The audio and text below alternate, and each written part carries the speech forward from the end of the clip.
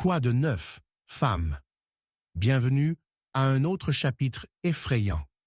Avant de plonger dans le mystère torsadé d'aujourd'hui, Mademoiselle Marple and Secret, sous la mer du Moonlit, frappez-moi. Qu'est-ce qui vous a fait sourire aujourd'hui? Et d'où vous écoutez-vous? Je présente vos histoires dans la prochaine goutte, alors ne soyez pas timide. Maintenant, prenez votre thé, tamisez les lumières et préparez-vous, parce que rien dans les chuchotements dans le brouillard n'est jamais ce qu'il semble. Commençons. Chapitre 1. La porte verrouillée à minuit. La pluie est tombée dans des draps implacables, alors que les constellations de tonnerre se fissuraient de façon inquiétante à travers le ciel sombre de Lissington. Sous les nuages de tempête mort, le village pittoresque s'est couché dans un silence étrange, le genre qui semblait étouffer lui-même. Il était minuit, ou assez proche pour que la grande horloge ternie de la tour voisine sache son péage solennel. Au cœur du village, l'ancien manoir, Griffin, se tenait debout contre les éléments, ses hauts cheminées tourbillonnant des panaches de fumée dans la tempête. À l'intérieur de ces murs en pierre, cependant, une histoire beaucoup plus grave s'effondre dans l'ombre. Mademoiselle Jane Marple, qui rendait visite à sa chère amie, Madame Clara Fleetwood, s'est retrouvée enveloppée par le mystère approfondissant alors qu'elle se tenait devant la porte de l'étude verrouillée.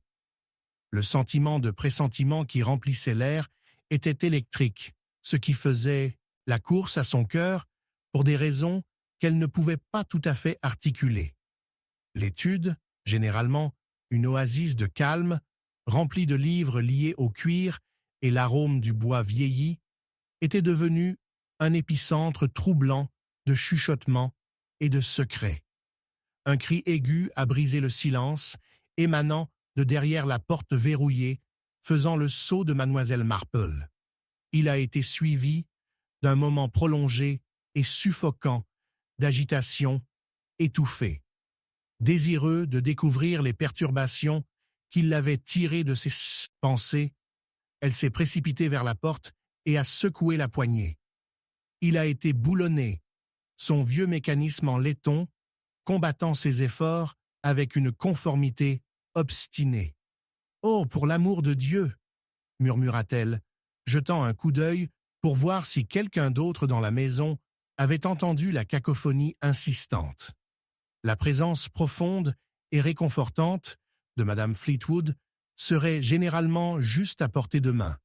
Et pourtant, une absence inhabituelle agrippait l'air comme la tempête elle-même. Les sens aigus de Mademoiselle Marple ont commencé alors qu'elle a rapidement étudié l'environnement.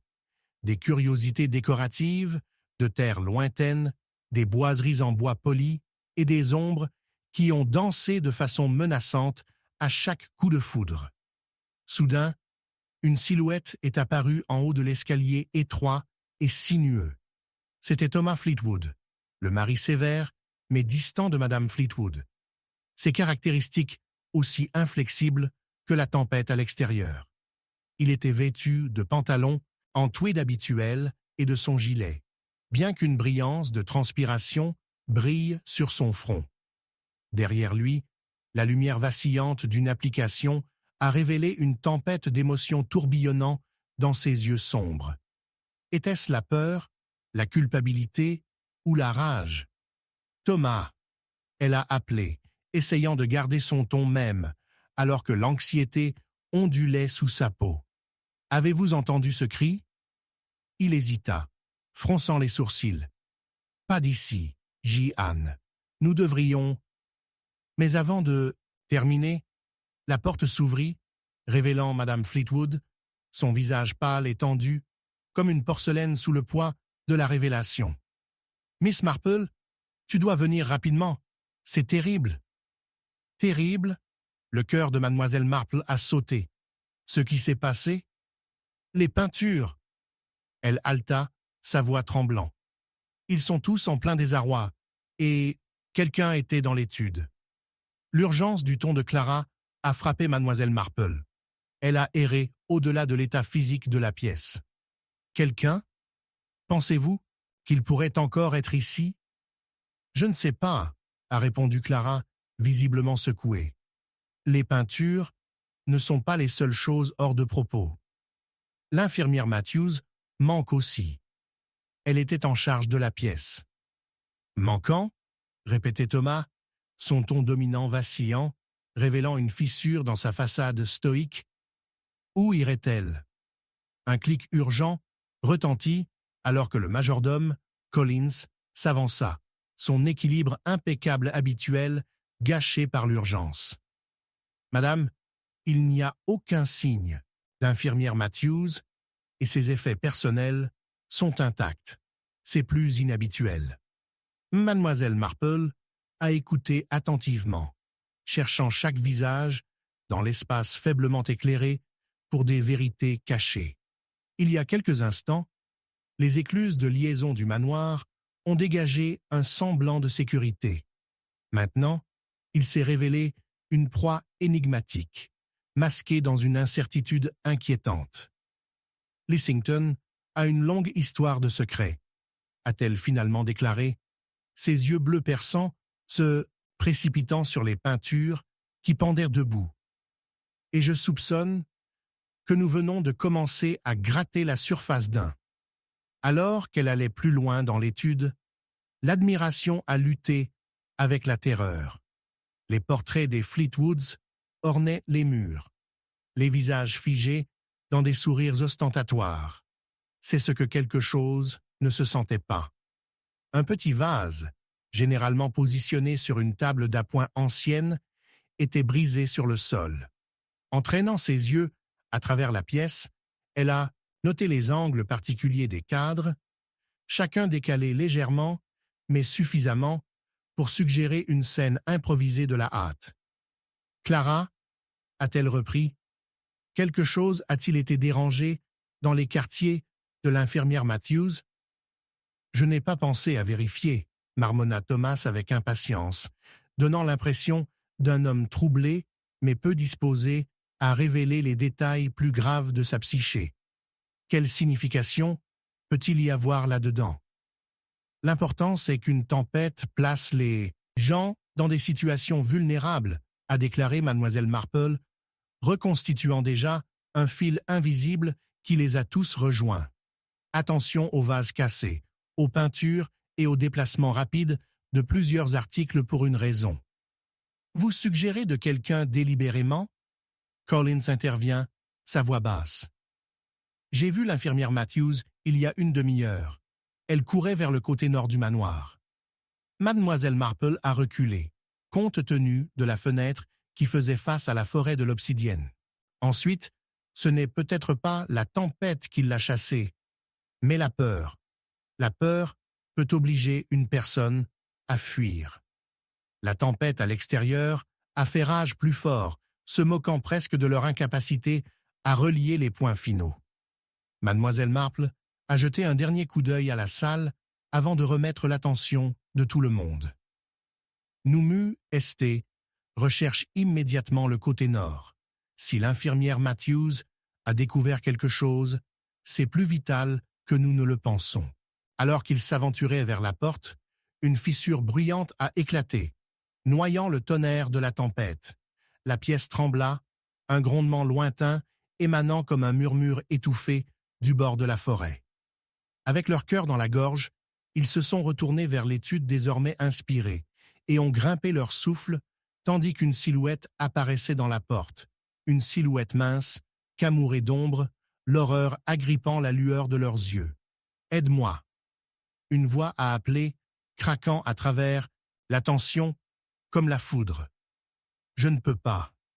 Nous ne pouvons pas leur permettre de me trouver. » À ce moment-là, les ombres autour d'eux s'étendaient dans toutes les directions, enveloppant le mystère plus serré, alors que Miss Marple sentait une vérité indéniable. La porte verrouillée à minuit s'était ouverte, mais la vérité n'était pas encore émergée, les menaçant tous avec un péril insondable. Chapitre 2. Chuchotement dans le salon. La tempête faisait rage à l'extérieur du manoir grinçant, la pluie martelant contre les vitres au plomb avec une férocité qui correspondait au malaise dans ses murs. Il y a quelques heures à peine, la soirée avait été remplie de rires et de lunettes de tir, la splendide salon d'Everwell Manor avec les voix vibrantes de ses invités. Maintenant, cependant, le bavardage s'était transformé en chuchotement anxieux, ponctué par le craquet occasionnel des planches vieillies. Ce fut une nuit de révélations, ou peut-être de choses plus sinistres. Mademoiselle Marple, avec ses yeux pointus et sa sensibilité sans fioriture, se tenait juste à l'intérieur de la pièce, regardant les autres invités, son esprit démêlant les fils de la conversation comme une couturière qualifiée. Alors qu'elle regardait derrière les flammes vacillantes de la grande cheminée, elle l'a entendu, le son indubitable de sanglots silencieux. Là, dans le coin, sat Lady Evelyn Hardwicke, ses caractéristiques autrefois régulières, maintenant gâchées par des larmes et un mouchoir froissé. « Prenez à cœur, ma chère, » dit doucement Mademoiselle Marple, se rapprochant. « Cette tempête ne peut pas durer éternellement. » Les yeux de Lady Evelyn scintillaient de larmes non-vitesse alors qu'elle les tamponnait. « Ce n'est pas la tempête, » chuchota-t-elle, sa voix tremblant comme le scintillement de la chandelle. « James, il a trouvé quelque chose qu'il ne devrait pas avoir. » Le nom a envoyé une ondulation de surprise par Miss Marple. James Hardwicke était le défunt mari de la dame, dont la disparition prématurée avait récemment jeté un voile sur Everwell Manor. Toujours le narrateur observateur de la vie du village, Mademoiselle Marple s'est accrochée à la touche de trahison dans les paroles de Lady Evelyn. « Qu'a-t-il trouvé ?» demanda-t-elle, son ton stable, mais en sondant subtilement. « Une vieille lettre. » La voix de Lady Evelyn abaissait davantage, comme si l'acte même de parler invoquerait le fantôme de son mari. Il a parlé de dettes, des secrets et une trahison. À la mention de la trahison, une ombre a traversé le visage de Lord Reginald Talbot, un visiteur fréquent et ami proche des Hardwickes. Il se tenait près du buffet, en acajou fin, ajustant ses poignets, avec un air d'urgence et d'inconfort. « Maintenant, Evelyne, ne nous livrons pas à l'exagération, » interdit-il en douceur, bien que ses yeux se précipitent vers la fenêtre imbibée de la pluie, comme si elle craignait que la tempête exposait un péril invisible. Mademoiselle Marple le considérait avec intérêt. Le costume impeccablement adapté du seigneur contrastait fortement avec l'humidité et le trouble qui ont englouti à jamais. « Quelle sorte de dette ?» demanda-t-elle, sa curiosité maintenant alimentée par un sentiment de pressentiment. « Rien de ce dont vous avez besoin, Miss Marple, ne vous concerne pas, » a-t-il répondu, sa voix teintée d'un avantage juste assez pour piquer son instinct. Cependant, cela ne dissuaderait pas sa détermination. « C'est là que vous vous trompez, » a-t-elle répondu, les coins de sa bouche faisant allusion à un sourire aussi ferme que sa conviction.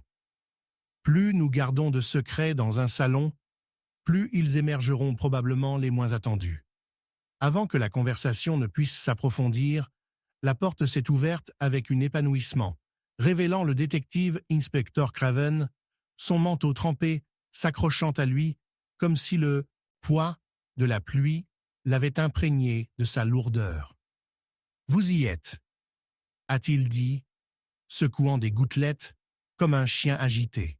« Je crois que l'un de vous pourrait être en mesure de m'aider.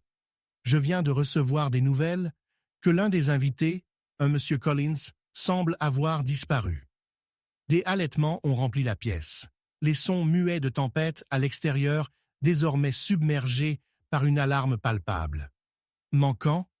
Mais il était là il y a quelques instants, » s'exclama Lady Evelyn. « Il y a quelques minutes, » a confirmé Craven, la gravité de la situation marquant des lignes d'inquiétude à travers son front. Je parlais juste avec lui avant que la tempête ne ramasse la vitesse. Je me suis détourné pour ce qui ressemblait à un clin d'œil, et quand je le cherchais, il était nulle part. Peut-être qu'il est simplement sorti de l'extérieur, a suggéré Reginald, mais son ton manquait de conviction. Mademoiselle Marple a senti la tension se tisser plus étroitement parmi les invités, leurs yeux se dardant les uns aux autres, soupçons rampants comme des vrilles dans la faible lumière. « Je doute de cela », a répondu Mademoiselle Marple avec un froncement de sourcils. La pluie a rendu la nuit perfide. La lettre cachée, la panique de Lady Evelyn, le malaise dans la voix de Reginald, chaque moment semblait se connecter comme des pièces d'un puzzle plus grand. La porte s'ouvrit une fois de plus dans une rafale violente, effrayant momentanément celle dans le salon. Une silhouette douce a titubé, trempé et, haletante, un serviteur des couloirs arrière de la maison. « Monsieur Collins !» Le serviteur a haleté. « Je l'ai trouvé. Il était dans la bibliothèque. Ne respire pas. » Des halètements ont éclaté. « Quoi ?» Lady Evelyn a serré le manteau avec incrédulité, et le visage de Lord Reginald portait une expression de choc qui hésitait dangereusement près de la culpabilité. « Il est mort », a confirmé le serviteur, devenant pâle. Il y avait du sang.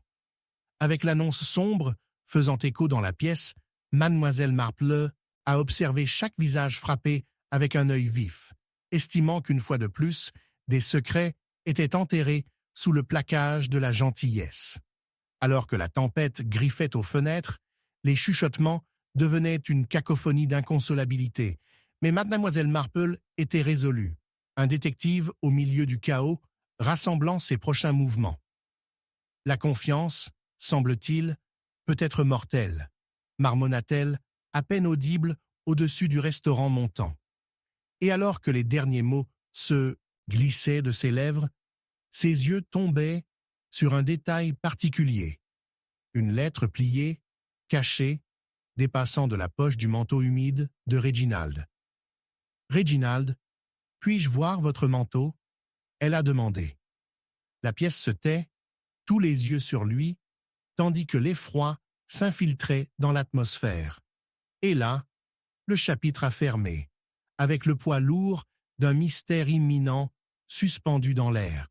Une promesse de vérité dévoilée et les chuchotements se sont tournés vers les cris. Chapitre 3. Une lettre arrive trop tard. La pluie est tombée régulièrement, une symphonie chuchotée contre les fenêtres du chalet pittoresque de Miss Marple se rappelle chacun, un rappel de la tempête au-delà du calme village de St. Mary Mead. Elle était assise près du feu, ses aiguilles de tricot en cliquant sur le rythme, mais son esprit était tout sauf tranquille. Les événements du dernier jour tournaient dans ses pensées comme des feuilles prises dans une tempête. La mort imprévue de Sir Alistair Hargrove, un membre estimé de leur communauté, a secoué les fondations même du village. Alors qu'elle réfléchissait aux circonstances particulières entourant sa disparition, un coup soudain à sa porte l'a amenée à laisser tomber son fil. « Entrez !» appela-t-elle, sa voix ne trahissant rien de sa surprise. Un flot d'air froid entra alors que la porte s'ouvrait, révélant un facteur trempé, sa casquette dégoulinant, une seule enveloppe serrée étroitement dans sa main. « Miss Marple, moi, vous en voudrez », a-t-il dit, son souffle atteint de l'attelage en présentant la lettre.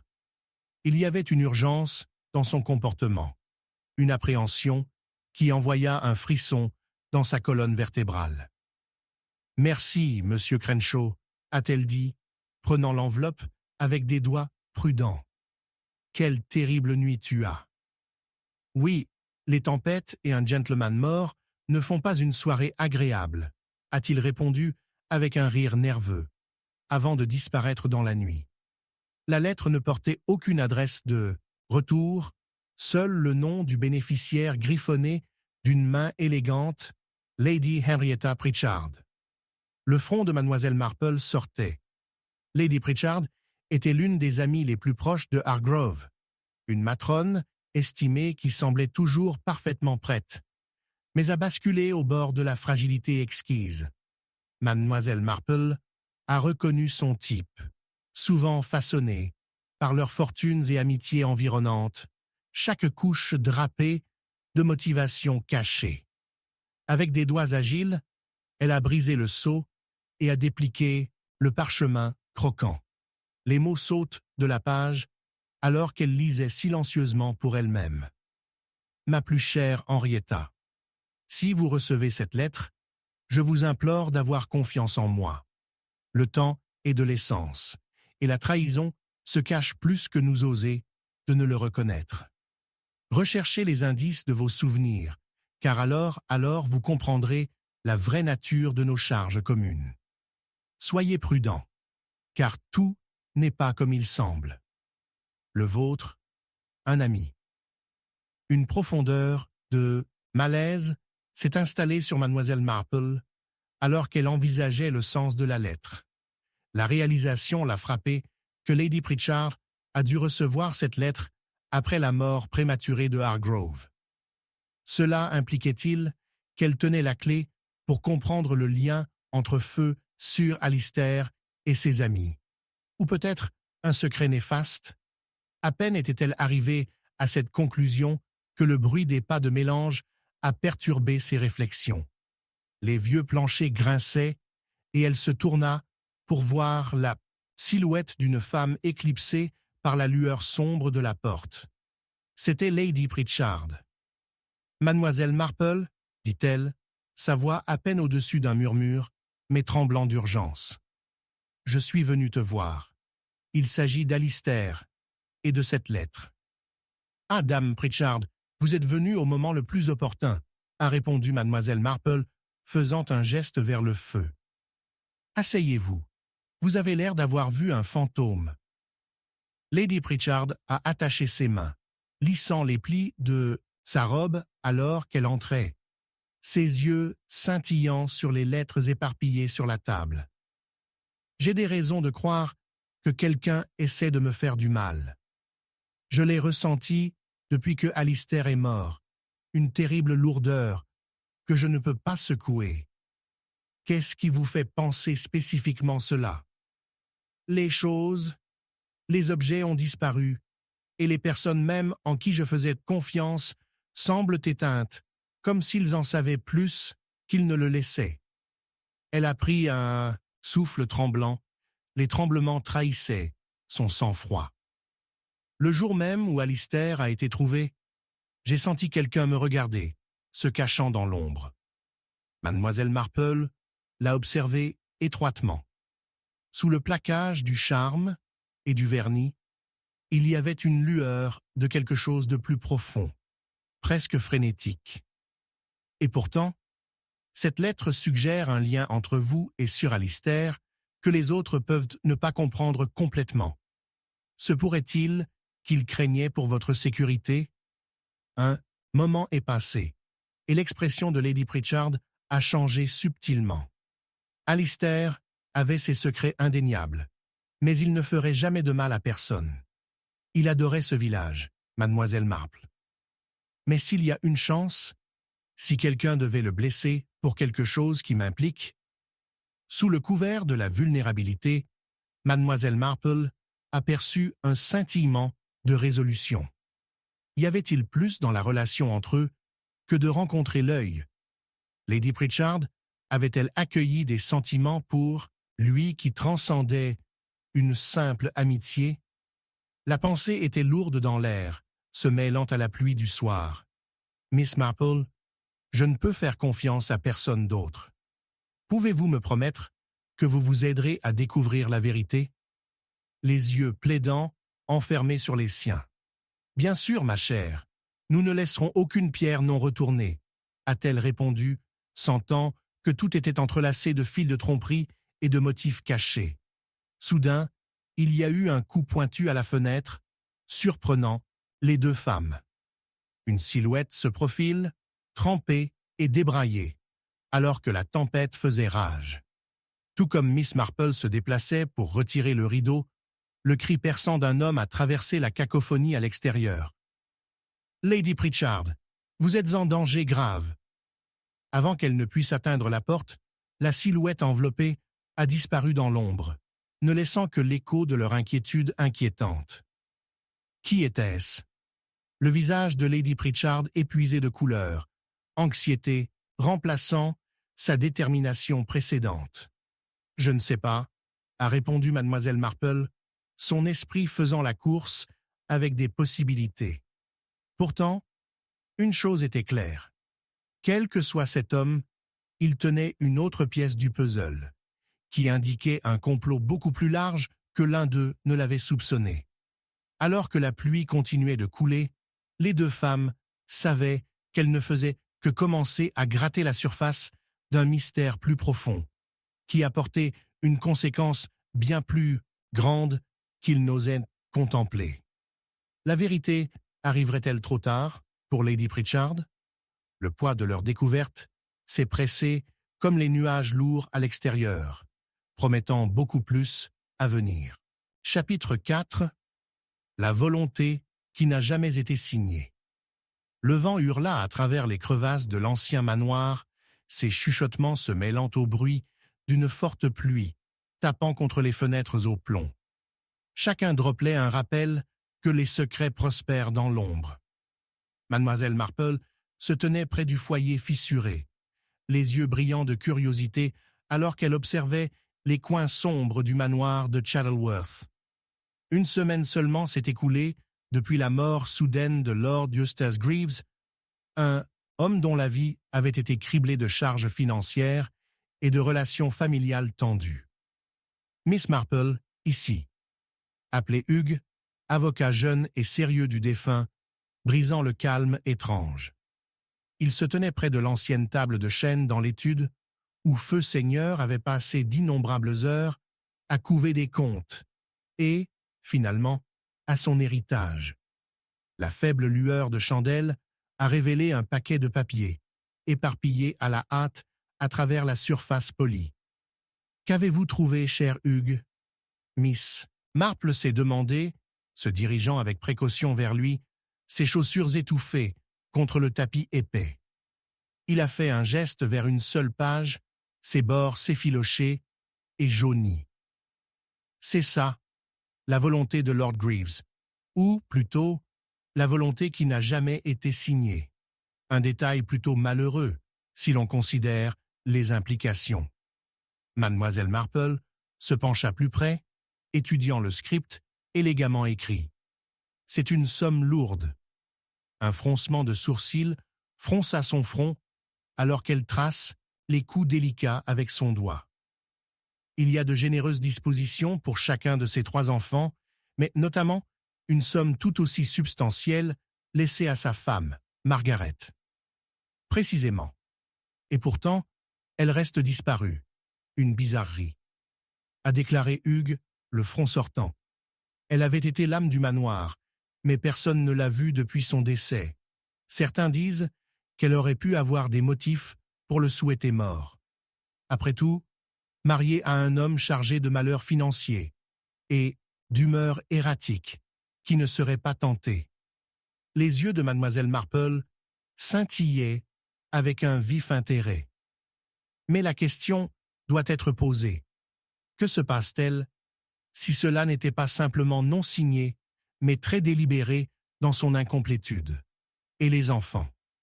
Le coup soudain de la porte a interrompu leur conversation alors que Lady Emma, la fille aînée, entra dans la pièce, ses joues rouges de colère ou de chagrin.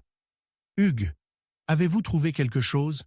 La succession de mon père est suspendue, dans la balance, et cette dame dément de la maison n'est toujours pas revenue. » Lady Emma, dit doucement mademoiselle Marple, lisant les émotions barattées derrière son plaquage glacé.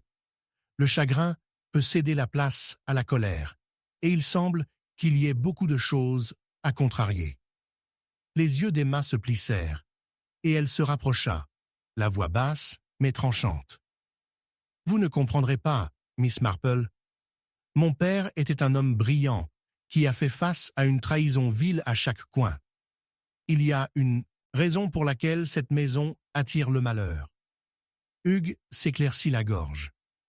Concentrons-nous sur la volonté. Que pensez-vous de Margaret? Sûrement son absence, à ce stade critique, a une signification. Emma haussa les épaules, la tension se déplaçant presque palpablement. Quelle différence fait-il? Hack, elle a toujours fait ce qu'elle voulait. Mais que seriez-vous, mademoiselle Marple? Avez-vous déjà vécu dans l'ombre de quelqu'un avec du pouvoir? La netteté du ton d'Emma a révélé les profondeurs de ses ambitions, mais mademoiselle Marple a maintenu son comportement calme. Le pouvoir peut révéler à la fois la vertu et le vice, ma chère. Souvent, ce sont ceux qui le convoitent le plus qui gardent leurs ambitions avec le plus féroce des convictions. Vous suggérez de faire confiance à votre sœur et à votre frère? Alors? Non, mordait Emma en arrière, sa voix tremblante. Je peux faire confiance à personne. Des moments se sont étendus, et l'électricité de la tension a rempli l'air jusqu'à ce que Hugues parle finalement. Madame, si vous croyez que votre mère est impliquée, c'est ce que je crois, petit homme impertinent. Le sang de ce misérable tyran est sur ses mains, s'exclama Emma, sa voix s'élevant alors qu'elle se balançait d'avant en arrière comme pour se stabiliser de la révélation. Et votre frère, Gilbert? Miss Marple a intervenu. Il m'a approché dans des circonstances plutôt douteuses, quelques jours avant la mort de Lord Greaves. Un spéculateur, pourrait-il dire. L'expression de Lady Emma s'est déplacée alors qu'elle digérait ces informations. Gilbert? Je ne le mettrai pas devant lui, mais il n'avait aucun motif qui mérite d'être examiné.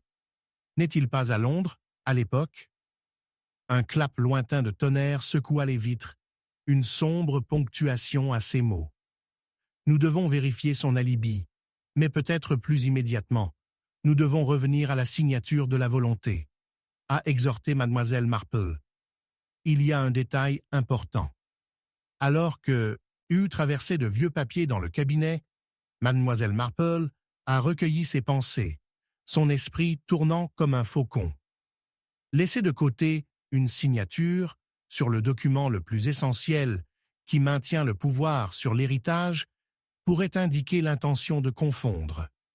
Sans avertissement, un accident de l'extérieur les a tous envoyés dans un groupe surpris. Mademoiselle Marple se précipita vers la fenêtre et haleta. Il y a quelque chose là-bas, une silhouette. Quick, elle fuyait le manoir. Le Chest trio s'est précipité à l'extérieur dans le torrent de la pluie, mais au moment où ils ont atteint le terrain tentaculaire, il n'y avait que la nuit et l'odeur persistante de la terre humide. Les profondeurs des ombres se moquaient d'eux, grouillant d'incertitude. Quoi? Qu'est-ce que c'était? Emma balbutia, son cœur battant la course, alors que la peur se répandait sur son visage. Quoi qu'il en soit, je crains qu'il ne nous ait laissé un indice, a déclaré mademoiselle Marple, sa voix ferme alors qu'elle s'agenouillait et se brossait les doigts sur le sol humide. Là, à moitié enterré parmi les racines d'un grand chêne, pose un petit livret en cuir, ses bords juste visibles. Hugues s'est aventuré en avant, mais avant qu'il ne puisse l'atteindre, mademoiselle Marple a levé un doigt, les yeux allumés d'anticipation. Nous ne devons pas tirer des conclusions. Il pourrait tenir la clé de la disparition de Lord Greaves, ou peut-être à un jeu mortel qui ne fait que commencer. Un autre éclair a illuminé les bois et dans ce moment éphémère, une idée de ce qui se trouvait dans ce petit livret sans prétention dansait dans son esprit. Avec son cœur battant contre sa poitrine, mademoiselle Marple sourit. L'heureux ne se reposerait pas jusqu'à ce qu'elle démasquait la vérité. Alors que Thunder grondait de façon inquiétante au-dessus de la tête, la paire se prépara pour toutes les révélations qui les attendaient dans cette mystérieuse couverture, sachant que chaque indice était un pas plus profondément dans un réseau de tromperie et de danger.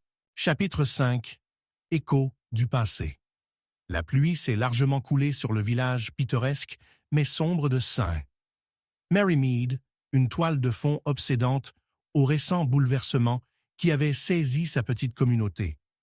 Il a joué une mélodie lamentable contre les vitres du salon confortable de Miss Marple, jetant des ombres qui dansaient de façon menaçante à travers sa collection de figurines en porcelaine.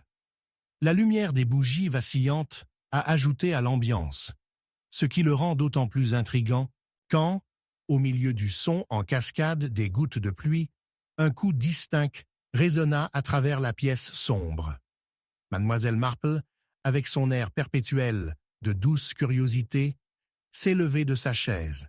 Elle glissa habilement une mèche de cheveux argentés derrière son oreille, remarquant comment les ombres aspiraient à conspirer avec la tempête. Le coup est revenu, insistant et urgent.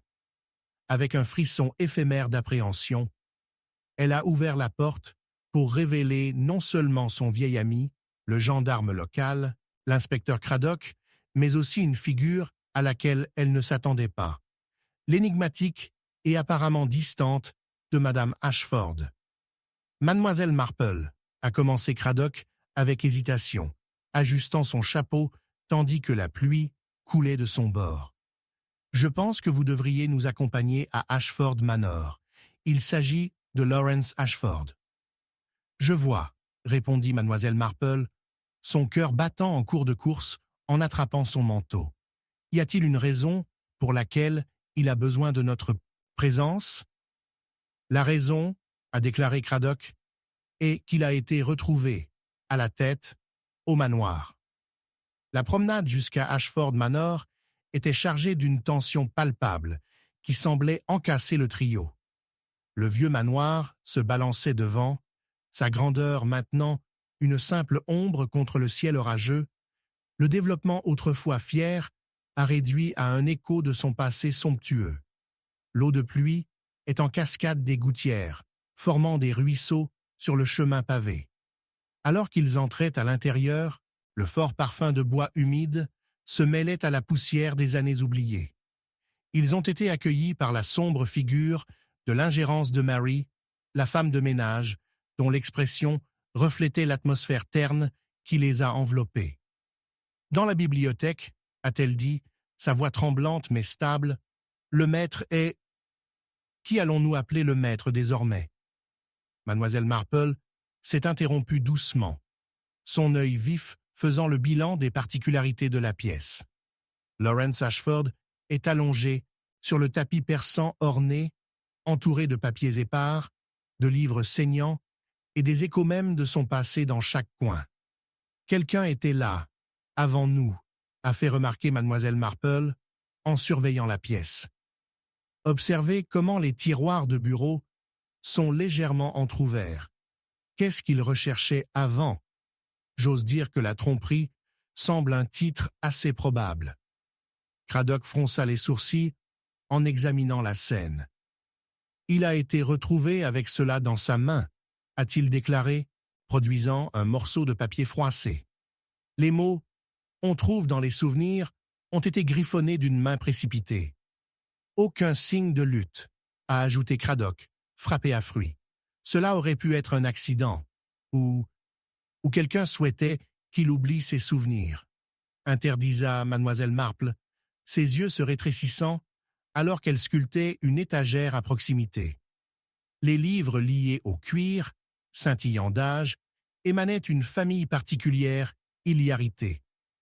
Intéressant, combien de volumes portent les noms des individus avec lesquels il peut avoir interagi? Mais sur le sujet des livres, Mademoiselle Marple, a déclaré Craddock, pourriez-vous partager vos réflexions sur Madame Ashford? Elle était plutôt désemparée juste avant notre arrivée. Je la connais depuis un certain temps, a répondu Mademoiselle Marple, ajustant ses lunettes. Sa tristesse est palpable, mais il y a quelque chose de plus profond, une nostalgie devancée dans la façon dont elle parle de Lawrence, comme si les souvenirs étaient réchauffés, mais inestimables. Cela dit lui-même de motifs cachés. À ce moment, Madame Ashford est apparue à la porte, toujours resplendissante, malgré son esprit manifestement troublé. « Je suis désolée de m'immiscer, » balbutia-t-elle. « Je ne pouvais pas supporter d'être seule. »« C'est assez bien, Madame Ashford, » a déclaré Craddock, plaçant le papier sur la table. « Nous discutions juste des derniers moments de Lawrence et des particularités qui les entourent. » La veuve, avec toute la grâce d'un cygne sous la contrainte, s'arrêta et regarda le papier, son expression se déplaçant momentanément.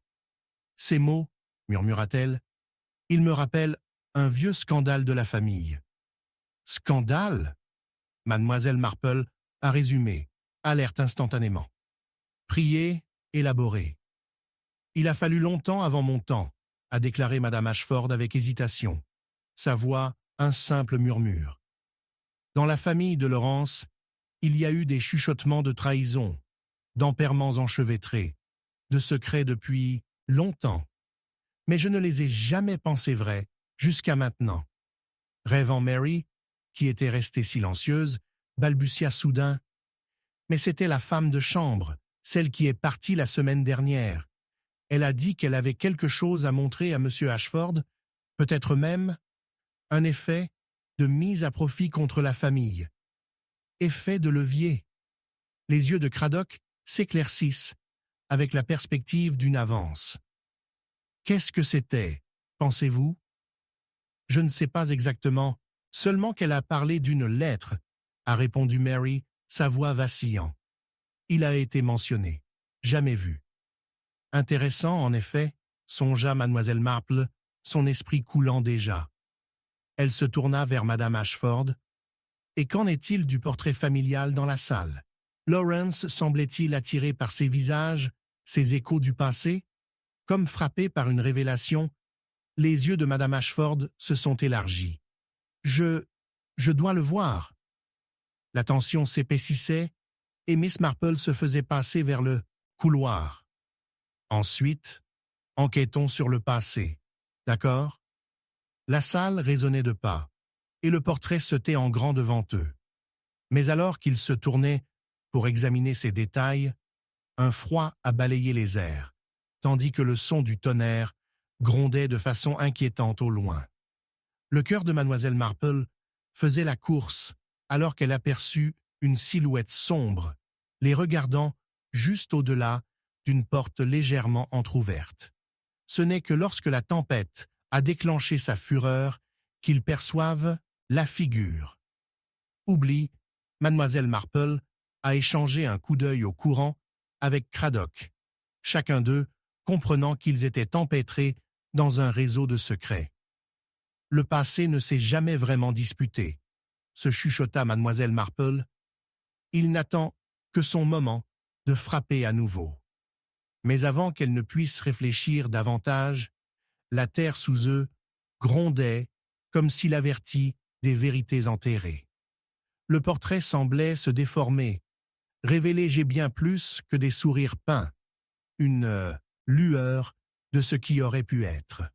L'écho de l'histoire a crié pour la justice, et Mademoiselle Marple s'est préparée pour ce qui nous attendait. Nous devons démêler ce mystère rapidement, mes chers amis. Alors qu'ils se préparaient à partir pour une enquête plus approfondie, les vibrations dans l'air ont frappé de façon inquiétante. À ce moment-là, un bruit sourd en sourdine à l'étage les a figés sur leurs traces, alors qu'une ombre inquiétante glissa le long du mur du couloir, coupant le silence comme un couteau. « Avez-vous entendu cela ?» demanda Craddock, une tension ondulant sur ses traits. « Il semble que notre soirée soit loin d'être terminée, » a répondu Mademoiselle Marple, sa voix stable, alors qu'il montait l'escalier, s'accrochant aux souvenirs inquiétants du passé qui respirent maintenant le coup. Quoi que ce soit attendu ensuite, ce serait loin d'être simple, et à chaque étape, les échos devenaient plus forts. Chapitre 6. L'ombre dans le jardin. La nuit était forte de pluie. Chaque chuchotement de chuchotement et la faible lumière de la simple lampe scintillaient, tandis que Miss Marple se tenait au bord du chemin de pierre, altérée, menant au jardin du Greystoke Manor. Elle sentit un frisson, non pas du froid dans les airs, mais d'un sentiment écrasant de pressentiment, qui se recroquevillait autour d'elle comme un châle humide. Le bourdonnement de la vie nocturne s'était calmé, ne laissant que le bruit de la pluie dansant sur les feuilles et la rafale occasionnelle de vent qui envoyait un frisson à travers les anciens arbres. C'était alors qu'elle ajustait ses lunettes et regardait dans les profondeurs troubles du jardin, qu'elle l'a remarqué. Une ombre se précipitant entre les haies, une figure éphémère et indistincte se déplaçant comme si elle était tirée par une certaine urgence impie. Elle hésita, prise dans un moment d'incrédulité, mais l'instinct la tirait en avant. Ce mystère était trop éloigné dans le tissu de son petit village, un endroit où les secrets se nourrissent sous la surface. Alors que les derniers vestiges du crépuscule se rendaient à une épaisse couverture d'obscurité, Mademoiselle Marple a sur la pointe des pieds, à travers l'herbe détrempée, chaque pas étouffé par le rugissement de la tempête. Le jardin se souleva d'ombre, et pendant un moment, elle avait l'impression qu'elle s'introduisait sur une scène pour une tragédie, où les joueurs n'étaient connus que sur la lune et la nuit. Elle pouvait voir les contours des dahlias, coiffés de la pluie. Les fleurs autrefois vibrantes se penchaient sous le poids de l'eau, leurs pétales sans vie. Juste au moment où elle atteignit les rosiers, un bruissement résonna derrière elle, et elle se figea. Une silhouette entra dans la morosité. Une jeune femme, ses cheveux humides et son visage pâle, comme un clair de lune. C'était Margaret Talbot, la fille de Sir Horace Talbot, et le seul héritier du domaine. Mademoiselle Marple la connaissait bien, douce mais troublée, ses yeux se sont souvent assombris avec une peur qui a couru plus profondément qu'une simple appréhension. Miss Marple, souffla-t-elle, presque comme une prière, son regard se remet nerveusement à la maison. Je pensais avoir vu quelqu'un qui se cache. Pensez-vous que c'est... Mademoiselle Marple s'est rapprochée, son cœur battant avec peur et curiosité. Terrain? Dis-moi, Margaret, qu'as-tu vu? Tu ne dois pas trembler comme une feuille dans cette terrible pluie. Je jure que je l'ai vu. Seulement un flash, mais c'était ici.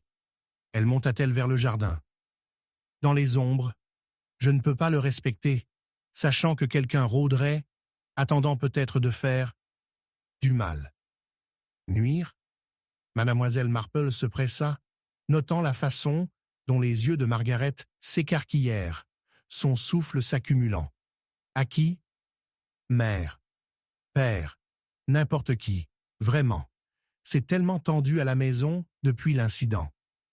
La façon dont elle frissonnait en disait long, et Mademoiselle Marple a compris que la préoccupation de Margaret n'était pas simplement à propos d'un boogeyman dans le jardin, mais à parler, au lieu de la corruption non résolue tissée au plus profond de la lignée Talbot.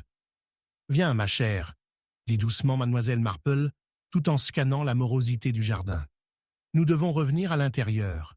Peut-être que vos inquiétudes ne sont que des ombres aussi. » Pourtant, avant de pouvoir déplacer, un éclair de lumière a attiré l'œil vif de Mademoiselle Marple. Elle a remarqué un objet mince et scintillant, dépassant sous les racines tordues d'un ancien chêne.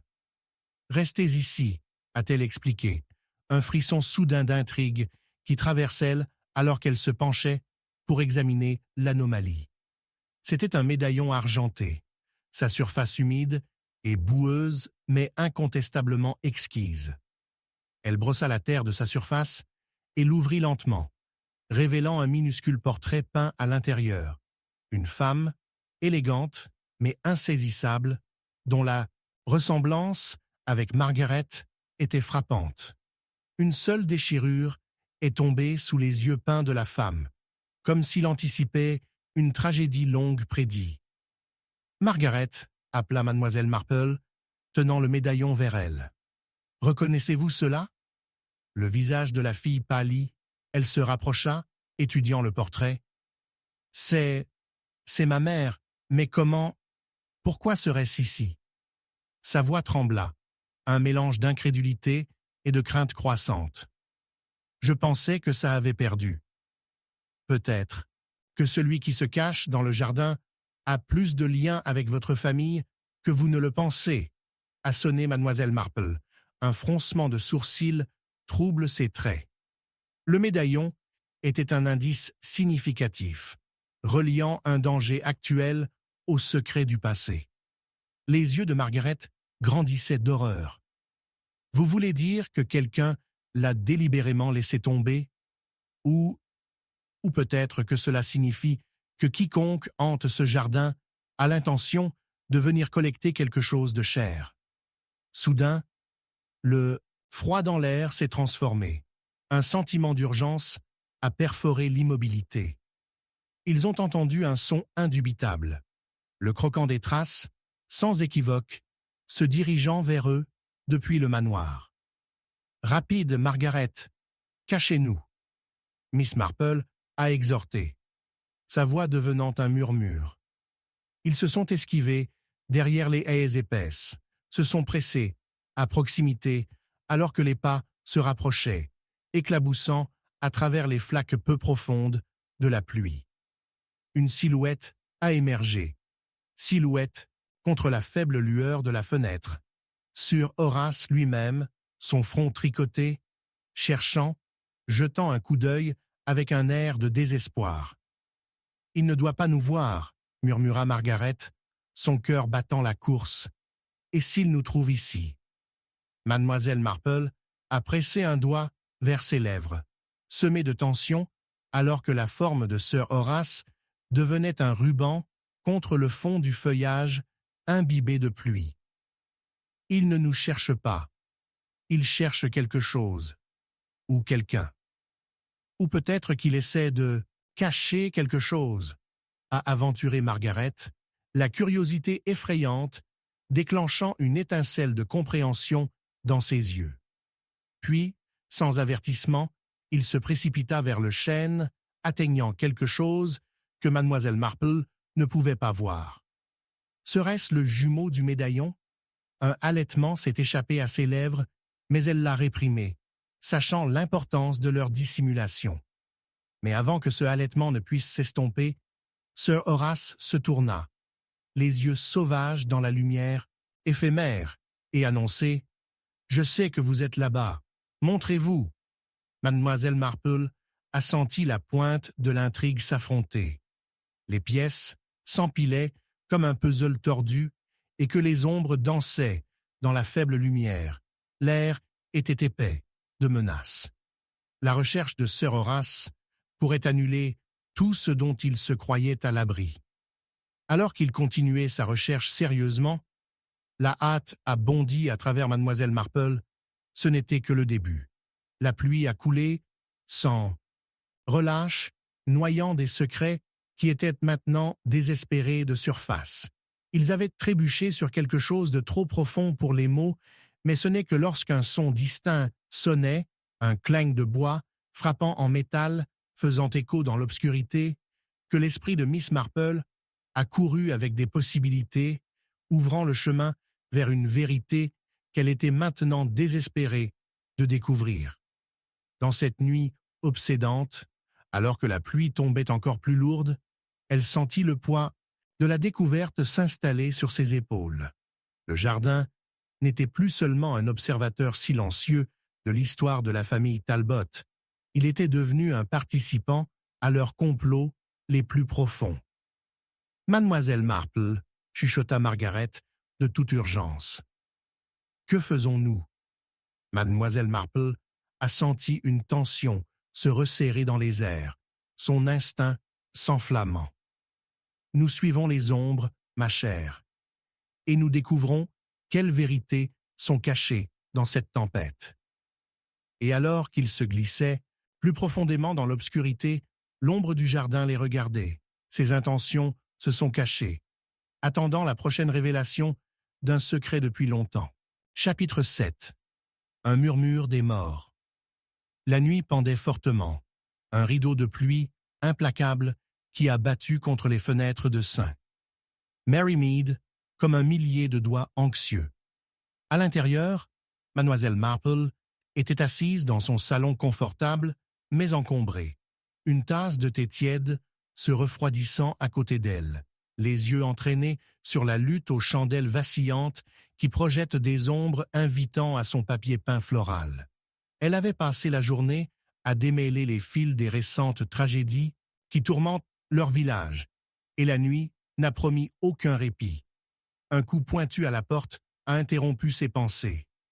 Mademoiselle Marple jeta un coup d'œil à l'horloge du manteau orné. 10 heures. Elle enroula son châle plus fort autour de ses épaules alors qu'elle passait à la porte, se demandant qui braverait un tel temps à cette heure. À sa grande surprise, c'était le médecin du village, le docteur Timpson, son manteau imbibé de pluie qui s'accroche à lui comme une deuxième peau mal adaptée. « Mademoiselle Marple » souffla-t-il, passant par-dessus le seuil et tremblant des gouttelettes de ses cheveux. « Tu dois venir rapidement. »« Est-ce Madame Foy ?» demanda Mademoiselle Marple, alerte instantanément, rappelant la maladie de la femme âgée qui s'était accrue la semaine dernière.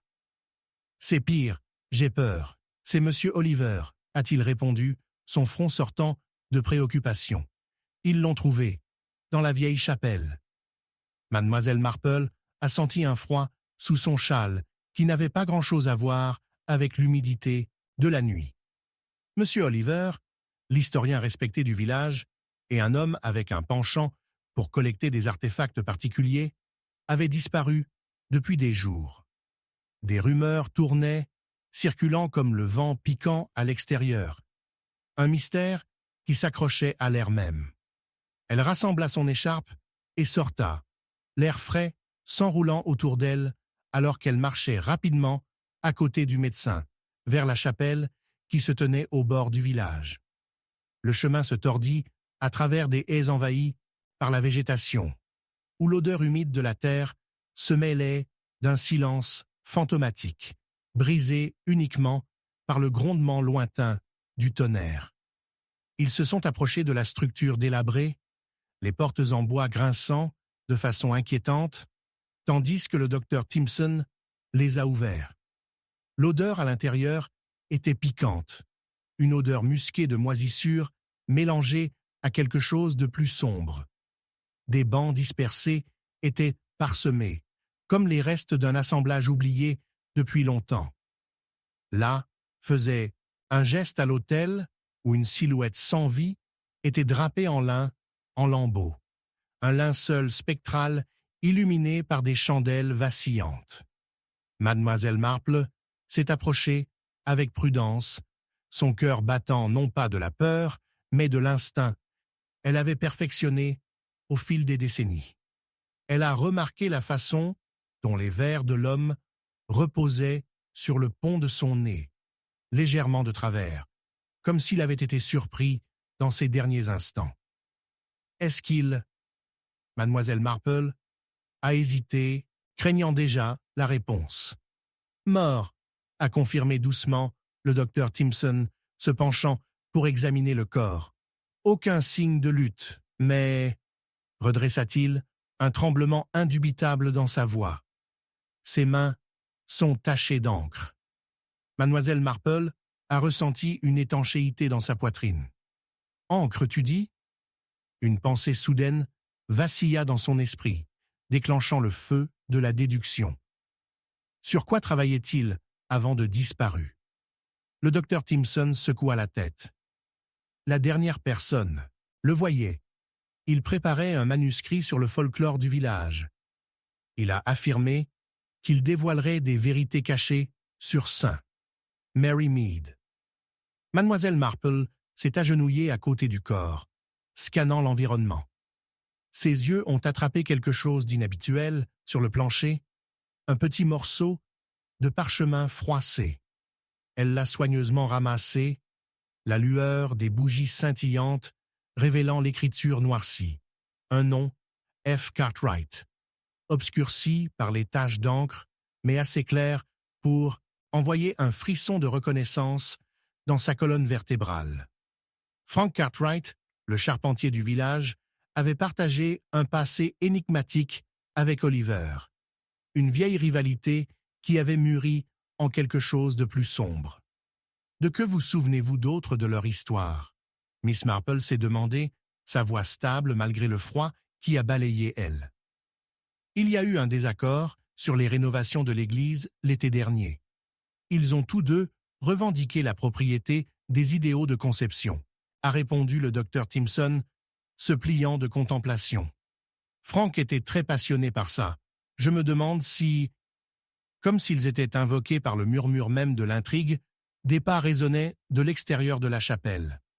Une silhouette est apparue dans le seuil, silhouettée contre la lumière, infusée par la tempête.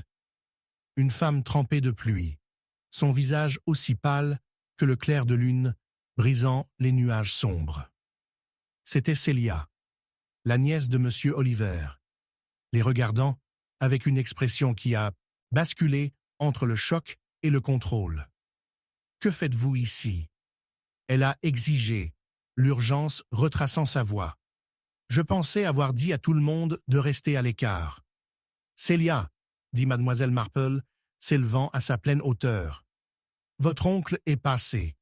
Je crains de ne pas avoir laissé indemne. » Le choc initial de Célia sombre avec suspicion alors qu'elle scrutait le corps, un scintillement d'émotion jaillissant dans sa poitrine. « Vous devez vous tromper. Il allait bien, quand je l'ai vu pour la dernière fois. Juste, travaillant trop dur, j'ai supposé. Vous a-t-il mentionné quelque chose à propos de son travail ?» Mademoiselle Marple a pressé, évoquant les souvenirs qui se sont accrochés au bord de leur conversation. Des bosses qui attendaient d'être amadou dans la lumière. Célia secoua la tête, mais la lumière dans ses yeux a raconté une autre histoire. Elle serra fermement les mains, trahissant un conflit caché. Ce ne sont que ces histoires, les mêmes vieilles légendes. Je ne me suis jamais soucié d'eux. Les légendes peuvent dénicher des vérités, vous savez, a remarqué mademoiselle Marple à la légère en regardant le docteur Timpson, qui a plissé les yeux, reliant évidemment les points avec elle. Ensuite, parlez-nous de la chapelle, a exhorté mademoiselle Marple, sa voix se ramollissant, comme si elle faisait amadouer un oiseau de son nid. Travaillait-il sur quelque chose de spécifique ici qui aurait pu susciter des ennuis? La tension dans l'air s'épaississait, un courant palpable qui a supplié de les éduquer, mais peu tacité dans l'ombre. Je ne sais rien. Célia lâcha, son souffle s'accumulant. Pourtant, mademoiselle Marple a noté comment ses yeux se dirigeaient vers l'autel, vers l'encre renversée tachant les planches. Le poids de son look était suffisant pour détecter quelque chose qui mijote sous la surface. Un pas dissimulé, silencieux et mortel. À ce moment, un changement dans l'air les a tous refroidis, comme si la chapelle elle-même s'était respirée, chuchotant les secrets des morts. Mademoiselle Marple se tourna à nouveau vers le corps, passant sa main le long d'une rangée de livres anciens soutenus contre l'autel. « Le manuscrit du folklore », murmura-t-elle, sentant la liaison avec une délibération prudente. « Si seulement nous pouvions comprendre ce que vous vouliez dire. » Soudain, une réalisation effrayante l'a frappée. Le docteur Timpson, et si la mort de M. Oliver n'était pas un accident? Et si quelqu'un voulait qu'il reste silencieux? Avant qu'il ne puisse y réfléchir davantage, une nouvelle rafale de vent a claqué les portes de la chapelle, les plongeant dans l'obscurité. Les bougies vacillantes sifflaient et pulvérisèrent. Alors qu'ils se précipitaient pour la lumière, les dernières flammes illuminaient un nom griffonné à la hâte sous une pile précédente, un nom répété encore et encore, F. Cartwright. Et à ce moment du chaos, Mademoiselle Marple a senti la bouffée glacée du destin sur son cou, un murmure tremblant d'entre les morts. Une vérité enfouie sous des couches de folklore, de rivalité, et peut-être que le meurtre lui-même était émergé, prêt à la conduire, si seulement elle pouvait déchiffrer le chemin avant qu'il ne disparaisse une fois de plus dans l'ombre, chuchotant pour résolution. Avec la tempête s'écraser violemment à l'extérieur et des ombres étranges dansant parmi les bancs cassés, Mademoiselle Marple savait à ce moment que l'intrigue s'épaississait dangereusement et que l'obscurité tenait plus que des chuchotements. Il s'accrochait à des secrets désespérés à révéler. Chapitre 8. Secret sous la mer du Lune. L'air était épais, avec le parfum de la saumure, alors que Miss Marple regardait à travers la fenêtre à la pluie du vieux manoir. Les nuages, chargés de tempête, jettent une pâleur fantomatique au-dessus de St. Mary Mead, tandis que le rugissement lointain de la mer résonnait à travers les salles creux, un rappel constant des profondeurs et des secrets cachés. Ce soir, une énergie anxieuse, chargée de la présence de souvenirs depuis longtemps enterrés sous les vagues. Un coup pointu a brisé ses pensées, et elle a ouvert la porte pour révéler M. Gerald Mortimer, son visage pâle comme le clair de lune, qui filtrit à travers la brume. Son comportement généralement composé semblait secoué, comme s'il avait vu un fantôme. « Miss Marple, tu dois venir tout de suite. Il y a eu une découverte terrible dans le vieux hangar à bateaux, » balbutia-t-il, sa voix tremblante. Sans un moment d'hésitation, Mademoiselle Marple a enroulé son châle autour de ses épaules et est sortie. La pluie se repliait autour d'eux, scintillant comme de l'argent contre le sol éclairé par la lune, alors que Mortimer la conduisait sur le chemin étroit vers la côte. L'écrasement rythmique des vagues contre le rivage est devenu de plus en plus assourdissant, un son qui l'a excité et terrifié. Alors qu'il s'approchait du hangar à bateaux, les yeux passionnés de Mademoiselle Marple ont aperçu du bois éclaté et une rangée de bardeaux manquants. « Il semble que la tempête ait fait des ravages », a-t-elle fait remarquer tranquillement, mais Mortimer a prêté peu d'attention à ses observations, son accent uniquement sur la tâche sinistre à venir. À l'intérieur du hangar à bateaux, l'air devenait immobile, comme si les murs mêmes retenaient leur souffle en prévision.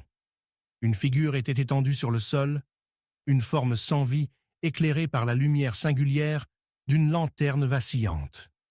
Mademoiselle Marple s'est agenouillée à côté du corps et l'a immédiatement reconnu.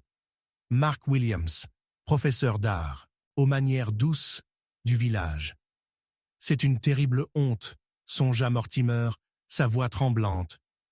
Il n'était qu'ici hier, peignant le littoral. Maintenant, regardez. Mademoiselle Marple a examiné la scène avec son regard observateur, en accordant une attention particulière à tout.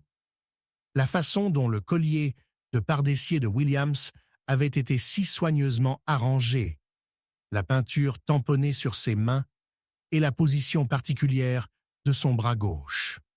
Aucune lutte, ce qui signifie qu'il ne s'attendait pas à être pris au dépourvu, a-t-elle noté pour elle-même, ne voulant pas divulguer ses idées aiguisées pour l'instant.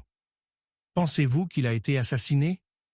La question de Mortimer était suspendue dans les airs, tachetée d'incrédulité.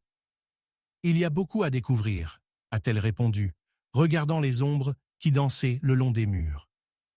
Mais il semble que tout le monde ne l'aimait pas aussi que nous l'imaginons. La rumeur avait souvent laissé entendre une rivalité se brassage sous la surface, entre Williams et un autre local, l'artiste Geoffrey Bainbridge, un homme connu pour sa flair et sa jalousie. Peut-être qu'un différend coloré avait éclaté quelque part entre leurs chevalets, conduisant à cette fin tragique. Mais pour résoudre le vrai mystère, Mademoiselle Marple savait qu'elle avait besoin de plus que de spéculation. Alors qu'elle se levait à ses pieds, elle sortit brièvement. La pluie s'assaillit, mais le vent fouettait froid contre sa peau pâle. Elle a scanné le rivage. Une image chatoyante a attiré son attention, une lueur d'argent juste sous la marée. Avec un mur de pensée, elle se rapprocha. Le sable éclate sous ses chaussures. Lorsqu'elle a atteint le bord de l'eau, elle a vu l'objet couché compromis et à moitié enterré. Un bâton de marche, bien fabriqué, avec une poignée en argent, gravée d'un élégant G. Mademoiselle Marple a attrapé le bâton et l'a tourné dans ses mains. Front à front. Le design complexe correspondait à ce qui appartenait à Geoffrey Bainbridge, dont l'art représentait à la fois la beauté et le défi. Mademoiselle Marple. L'appel urgent de Mortimer l'a attiré dans le hangar à bateau. « Vous devez voir ça !» À l'intérieur, le constable local était arrivé, inondé de la tension électrique de la scène. Il se tourna vers eux avec une grave expression. « Nous venons de recevoir un mot d'un villageois qui a vu M. Williams se disputer avec véhémence avec un homme par Hollow Cliff plus tôt cet après-midi. » Cliff creux? Le cœur de Mademoiselle Marple s'est accéléré. Les falaises dominaient haut et inquiétantes. Un endroit parfait pour qu'une confrontation devienne mortelle. Et quel homme était-ce? La description correspond à Bainbridge, a répondu à contre-cœur le constable. Mais nous n'avons aucune preuve le reliant à ce meurtre. Pas encore, de toute façon. Mademoiselle Marple n'a pas répondu, mais son esprit a couru. Geoffrey était agité depuis longtemps, après la réémergence de Williams, qui avait une fois admiré son travail. Y avait-il quelque chose de plus profond au milieu de leur passé partagé, un plus sinistre que la simple jalousie? Comme les officiers l'ont conféré, Mademoiselle Marple a transcendé la mêlée, s'aventurant plus profondément dans les implications des indices qu'elle possédait déjà. Le bâton de marche orné à sa portée, les secrets que la mère tenait et la tension entre deux artistes catalyseurs d'envie et d'ambition. Un spectateur du malentendu tumultueux, comme des trésors cachés coulés parmi les rochers, la grippe férocement, l'impulsion en avant dans la chanson de la marée du soir. Soudain, elle a senti un autre frisson d'intuition.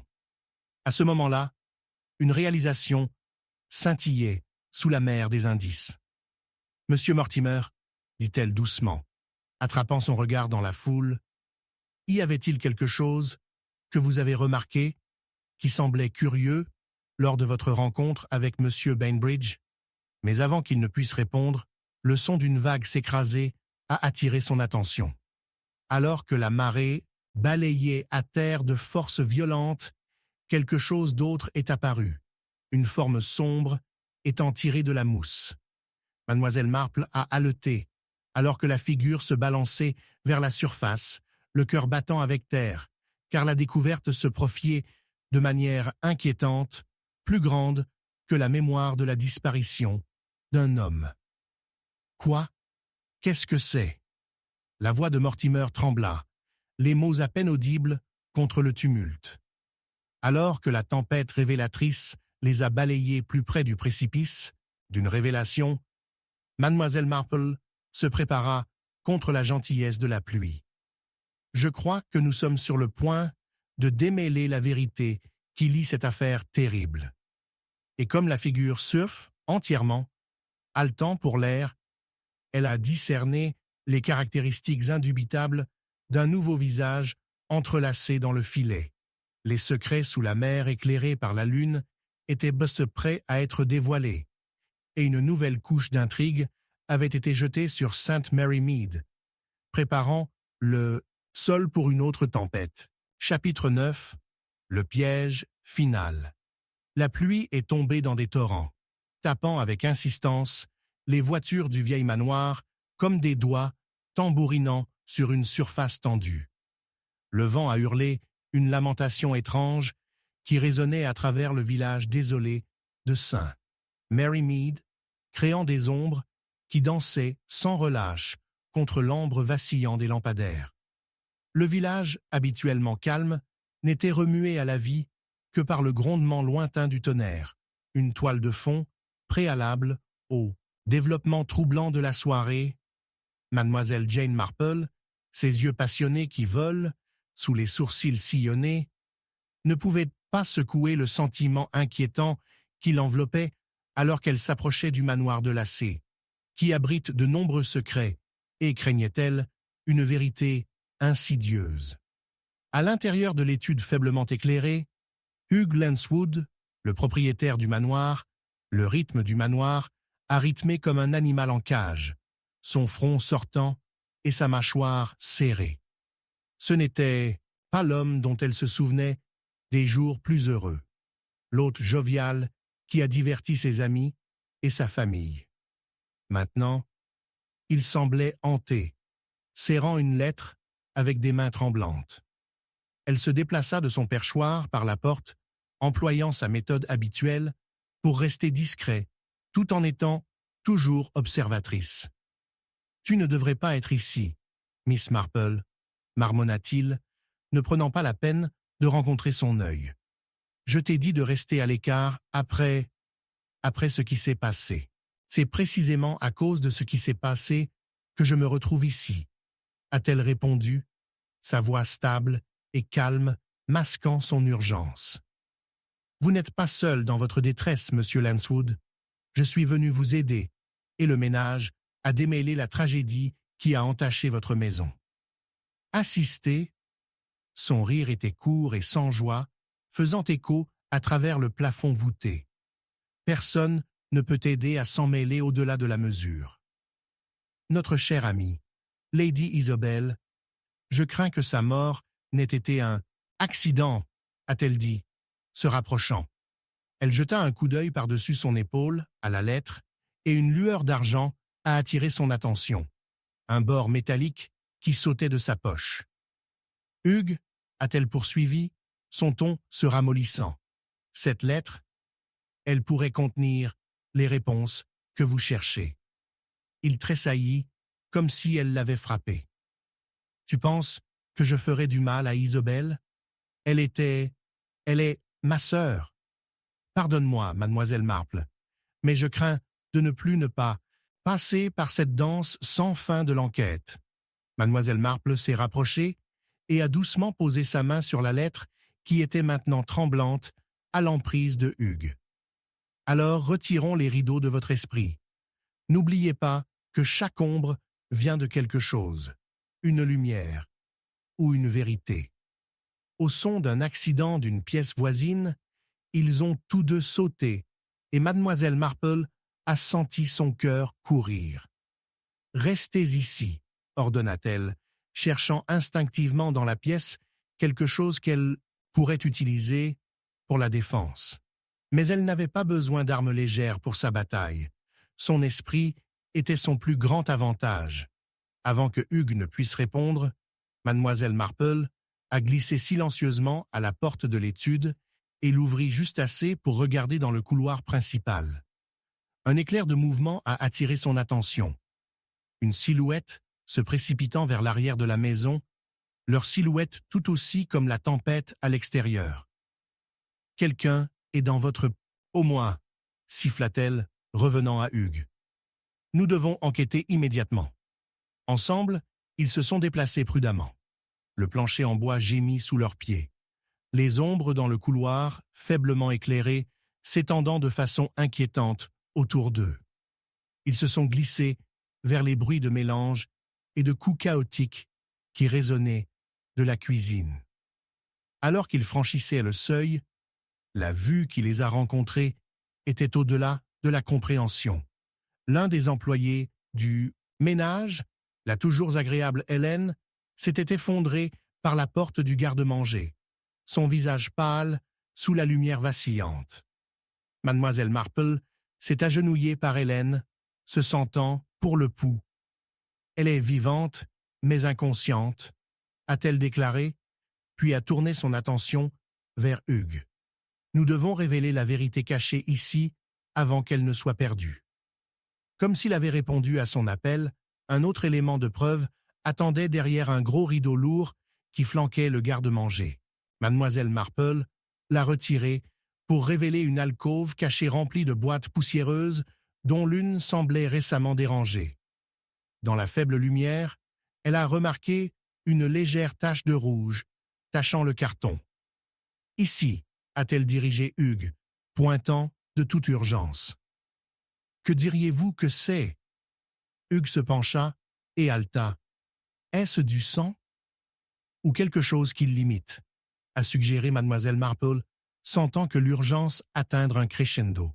« Cela pourrait appartenir à votre défunte sœur ou quelqu'un d'autre. » Ses yeux s'éclaircissent alors qu'une pensée cristallise au milieu du reflux et le flux de panique.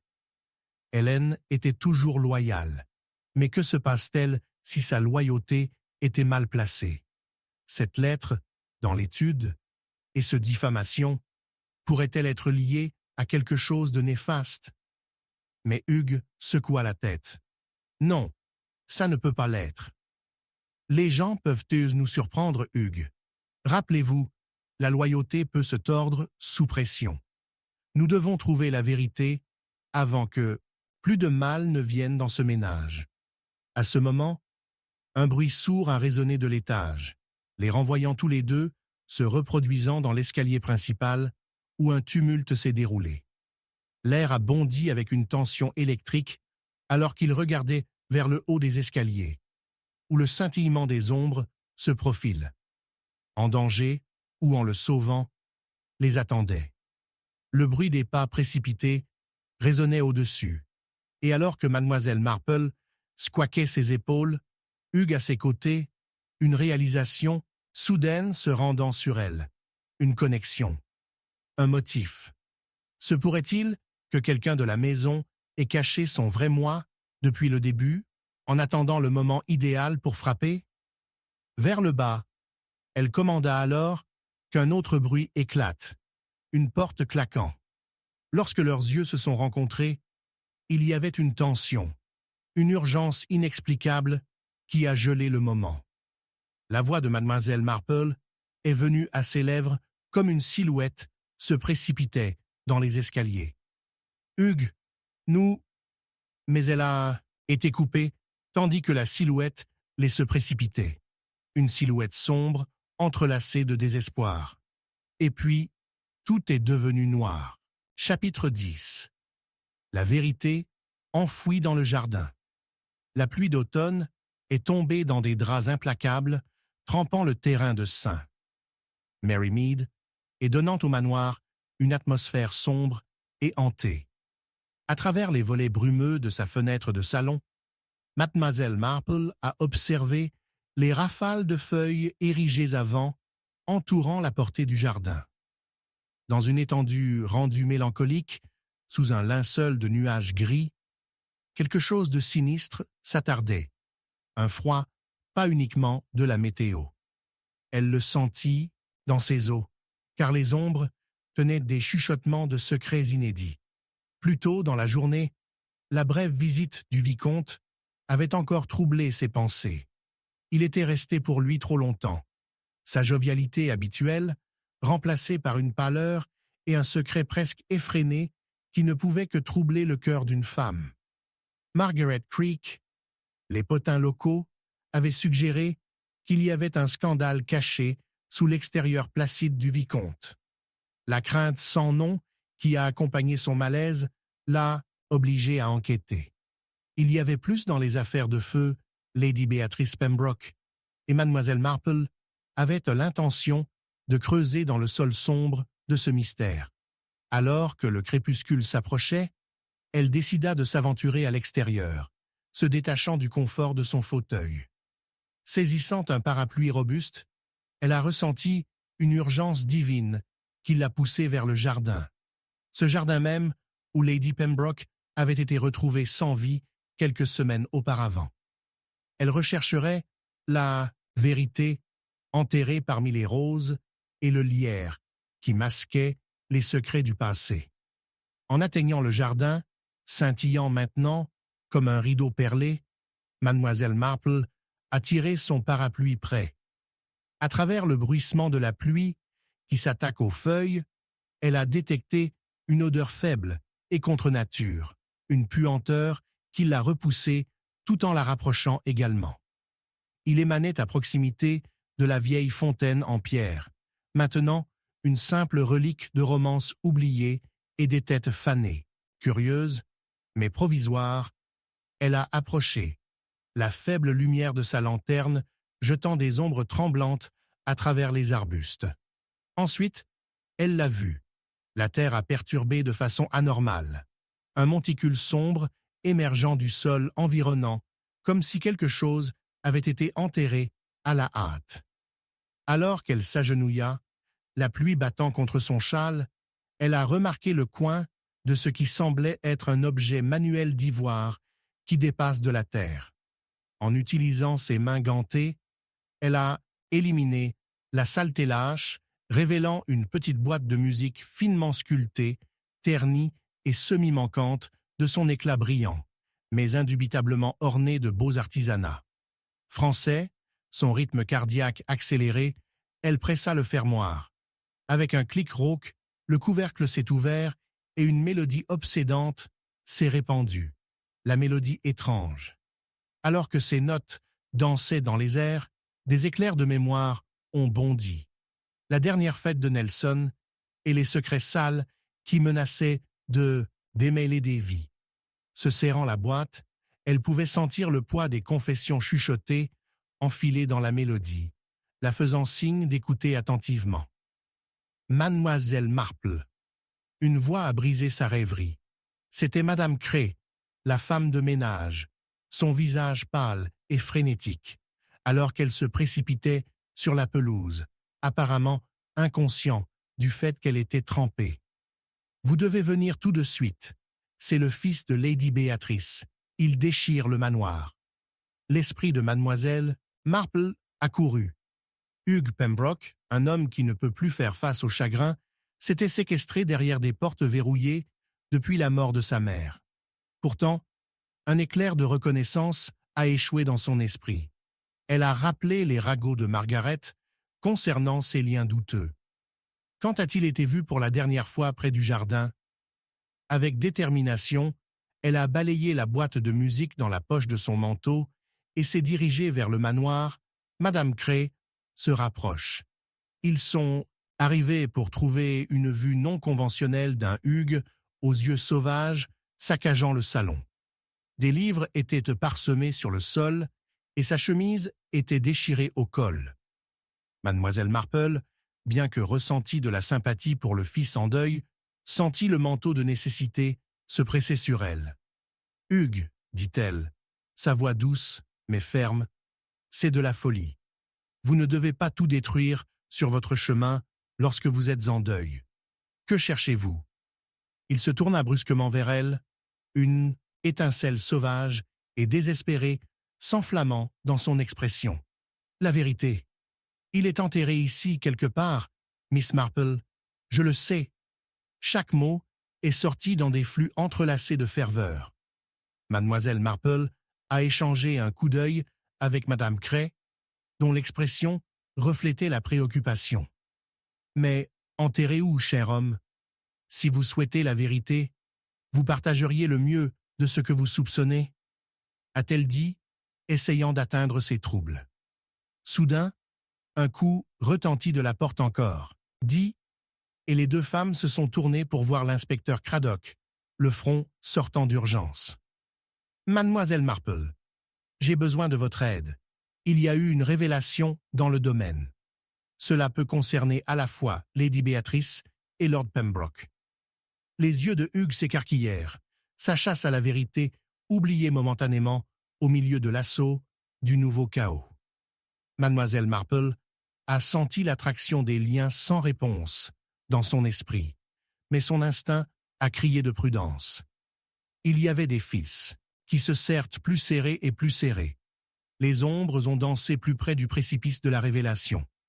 Alors que la pluie continuait de couler à l'extérieur, enrichissant le manoir dans une tempête, elle saisit fermement la poche de son manteau où la boîte de musique ébène se cachait. Un souvenir venait de lui revenir comme une frappe de foudre. Quelque chose que le vicomte avait mentionné à propos d'une note cachée dans la boîte, un indice qui pourrait distraire ou conduire à la clarté. Le mystère s'est approfondi à chaque instant, et mademoiselle Marple était convaincue que le temps s'épuise. « Ne bougez pas », se chuchota-t-elle alors qu'elle se préparait pour l'incertitude. Ils apprendraient bientôt si la vérité qu'elle recherchait était aussi douce que la mélodie ci-dessous, ou aussi amère qu'un passé enterré.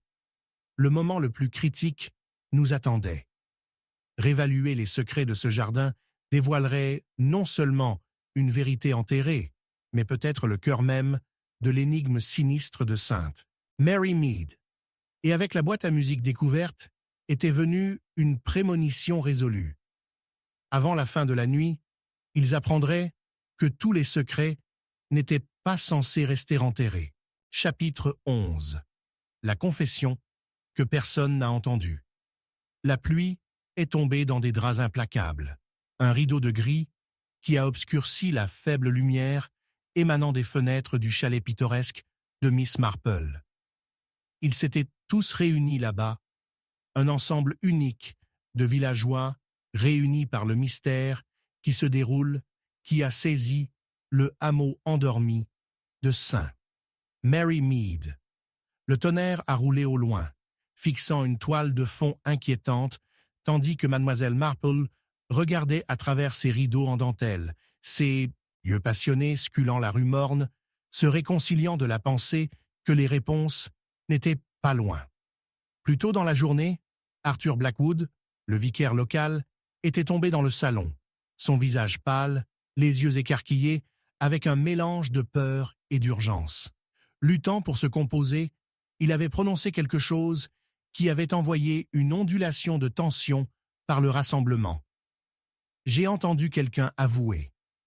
Mais avant qu'il ne puisse élaborer, Madame Coombs s'était interrompue, sa voix tranchante, coupant dans l'obscurité alors qu'elle allait chercher son tricot, révélant son dédain pour les ragots quand il faut se lancer avec des questions plus importantes. Maintenant, alors que l'horloge cochait de façon inquiétante sur le manteau, les tensions bouillonnaient sous la surface de la conversation polie. Mademoiselle Marple la sentit. Elle pouvait presque le goûter à chaque gorgée de son thé revigorant. La confession était là-bas quelque part, suspendue dans les airs comme un brouillard, mais personne ne pouvait saisir sa forme. Miss Marple, la voix douce du docteur Simon Grant, interrompit ses pensées. « Que faites-vous de tout cela? Tout le village bourdonne depuis la malheureuse nouvelle du meurtre de mademoiselle Evelyn. » Il se pencha un peu plus près, et curieux des yeux bruns brillants sous ses cheveux ébouriffés. Le bon docteur avait un air notable à son sujet, perspicace et prudent, son comportement de confiance précédent faillissant alors que le crépitement de la tension est devenu palpable. Mademoiselle Marple, remarquant son quart de travail, posa soigneusement sa tasse. « Je crois que le bon vicaire a quelque chose de substantiel à partager. Ne devrions-nous pas le prendre au sérieux? » « Prenez-le au sérieux ?» Madame Coombs s'est moquée. « Il est pratiquement un échec au travail paroissial. Que sait-il du crime? » Mais mademoiselle Marple savait mieux que de rejeter le vicaire si facilement. Elle a rappelé à quel point Arthur avait été inhabituellement silencieux depuis l'événement choquant. Sa ferveur habituelle, pétillante dans une sombre démission. Il était le berger de leur petit troupeau, après tout. Et maintenant, ses moutons étaient dispersés dans la trahison et le doute. « Madame Coombs, dit-elle doucement, tout le monde a quelque chose à offrir dans des moments comme ceux-ci. Après tout, la peur peut inspirer plus que de simples potins. » Un autre coup de tonnerre a secoué les vitres, et le docteur Grant a brutalement jeté un coup d'œil. Il pourrait bien avoir mal, interpréter une conversation comme une confession, vous savez. Les gens sont tellement pris dans ces contes tragiques. Mais pourrait-il avoir? Mademoiselle Marple a sonné, tapotant son doigt contre son menton.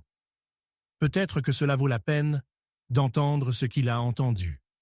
Sa curiosité avait été piquée. Le vicaire est finalement entré dans le salon, son visage usé, des fils de désespoir à travers ses paroles. Si je m'y, j'ai acheté. Si je pourrais, pouvons-nous en discuter discrètement? Je ne souhaitais pas effrayer qui que ce soit, mais il hésita, regardant chaque visage dans la pièce avec un sérieux obsédant. Ce que j'ai entendu est le plus troublant. Mademoiselle Marple a fait un geste à un siège près du foyer, l'accueillant. « S'il vous plaît, Arthur, votre histoire, si vous voulez. » Avec un lourd soupir, il a partagé qu'une nuit, inaperçu, il était rentré chez lui lorsqu'il a été attiré par un échange chauffé à l'extérieur du manoir de Thistle. Les figures sombres sur le chemin du jardin envahi étaient indistinctes, mais les voix surélevées l'avaient frappé comme particulier. Il a reconnu l'un pour être Nathaniel Fisher, l'héritier arrogant du manoir, mais l'autre voix n'avait pas été familière, empêchée de désespoir, mais résolue.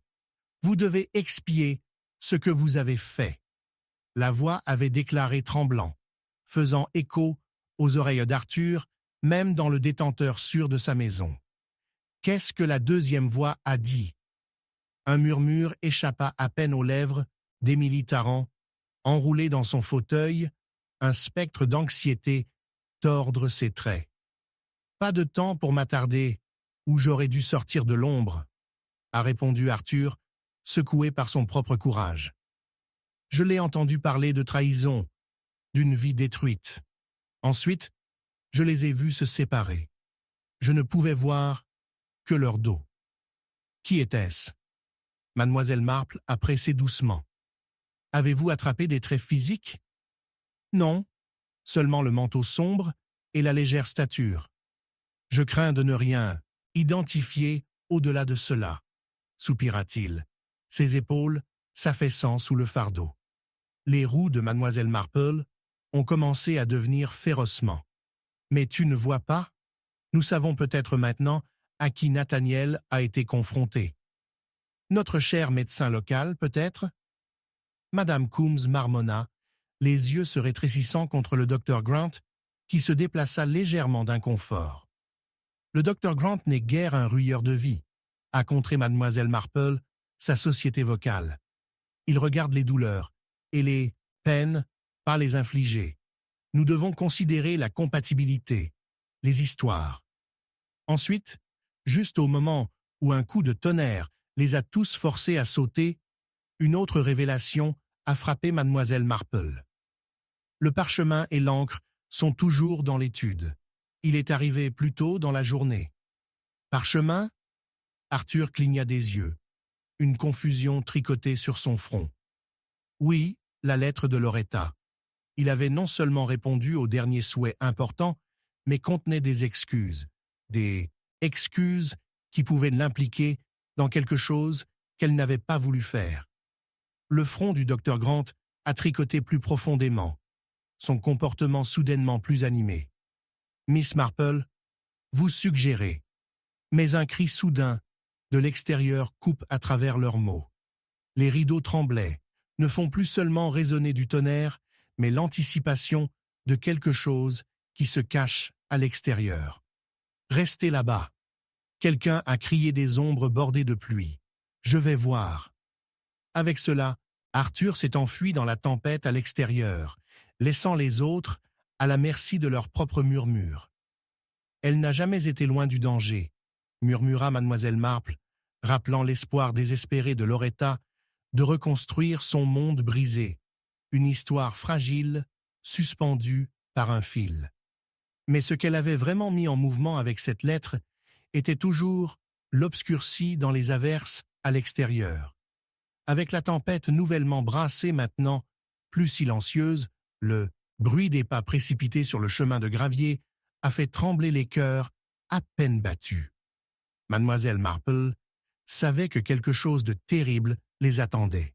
« Je crois que nous ne sommes qu'à quelques instants de découvrir ce que personne d'autre n'a entendu, » a-t-elle chuchoté, un frisson glacé qui coule dans sa colonne vertébrale, la confiance de ses déductions gonflant à chaque tic de l'horloge. Chapitre 12. Le secret sous l'escalier. La pluie a martelé contre les murs en pierre de Thornhill Manor, son rythme implacable ponctué par la fissure occasionnelle de tonnerre qui résonnait à travers les salles faiblement éclairées.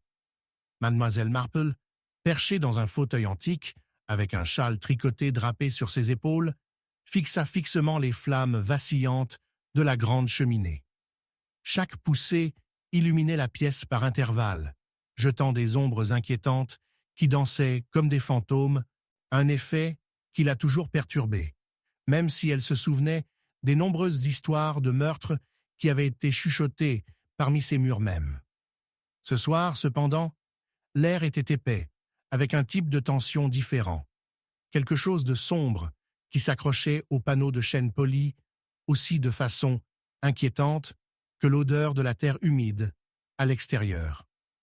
Lucy O'Brien, la femme de ménage du manoir et une âme nerveuse avec un penchant pour les secrets, se sont précipités dans la pièce comme un papillon de flamme. « Miss Marple, je souhaite que vous ayez une autre tasse de thé.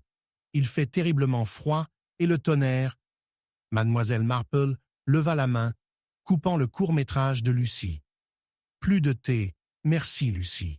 J'ai mon esprit sur quelque chose de bien plus intrigant qu'une tasse d'Earl Grey. » Elle s'était promis de ne pas laisser la tempête la distraire des étranges incidents qui avaient tourmenté Thornhill depuis la découverte fétide du corps de Sir Algernon dans la bibliothèque. Ce matin-là, une autre ride était apparue dans la tragédie qui se déroule.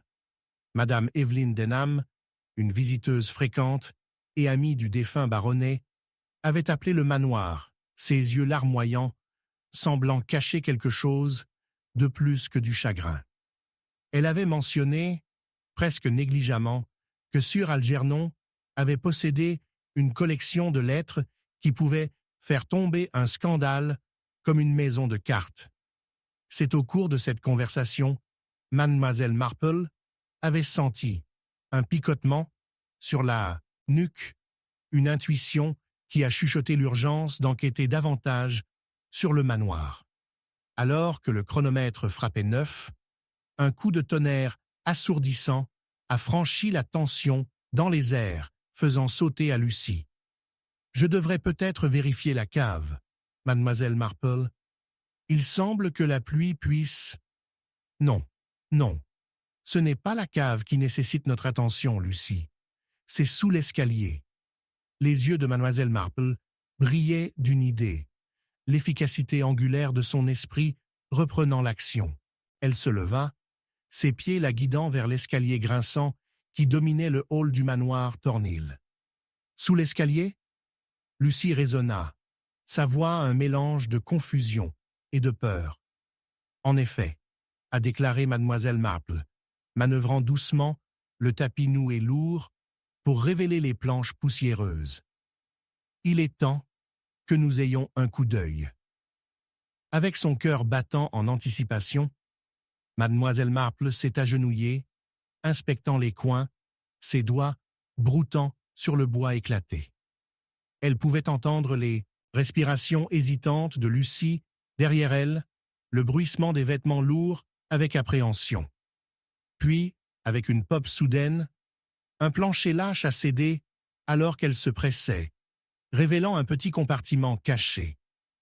À l'intérieur se trouvait une pile d'enveloppes, museties de leurs années de négligence, mais toujours intactes. Mademoiselle Marple en a tiré une libre, le seau de cire toujours ininterrompu, et inspecté le script faible et élégant à l'intérieur. « Une lettre d'amour », murmura-t-elle, sentant son poids, plus qu'une simple affection, gisait dans ces lignes. Elle glissa la lettre sous son châle. « C'est d'Evelyn Denham. » « Qu'est-ce que ça dit ?» La curiosité de Lucie a momentanément surmonté ses nerfs. « Je ne peux pas encore le dire. Mais cela confirme quelque chose que je soupçonne. Il y avait un lien profondément tissé entre mademoiselle Denham et Sir Algernon. » Avant que mademoiselle Marple ne puisse réfléchir davantage, les portes lourdes en chêne s'ouvrirent, inondant le hall d'une rafale électrisante de vent qui semblait porter les murmures d'histoires inédites. Dans Jonathan Pritchard, le jeune avocat responsable de la gestion des affaires de Sir Algernon. Son expression était grave, ombragée sous le ras-bord de son chapeau baigné de pluie. « Mademoiselle Marple, » dit-il à bout de souffle, sa voix inébranlable malgré le chaos de la tempête à l'extérieur. « Je viens de rentrer du village. Je sais où les lettres sont conservées. » Lucie se mordit la lèvre, ses yeux inquiets, se dressant entre l'avocat et le détective, incertain si elle était en présence d'un héros ou d'une menace imminente. « Tu sais, Miss Marple a invité son intérêt à piquer. »« Oui, » continua-t-il, puis baissa la voix, comme si les murs même avaient des oreilles. « Les lettres sont dans le coffre-fort de l'église. Pourquoi seraient-ils là ?» Lucie haleta, la confusion colore sur son visage de taches de rousseur.